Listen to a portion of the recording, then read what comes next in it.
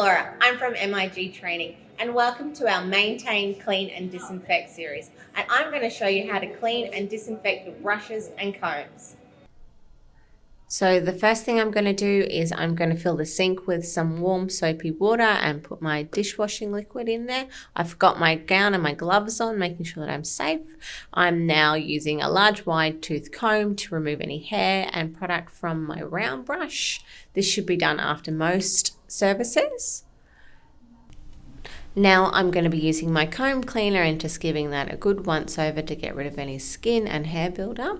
I do that first before I put it into the water.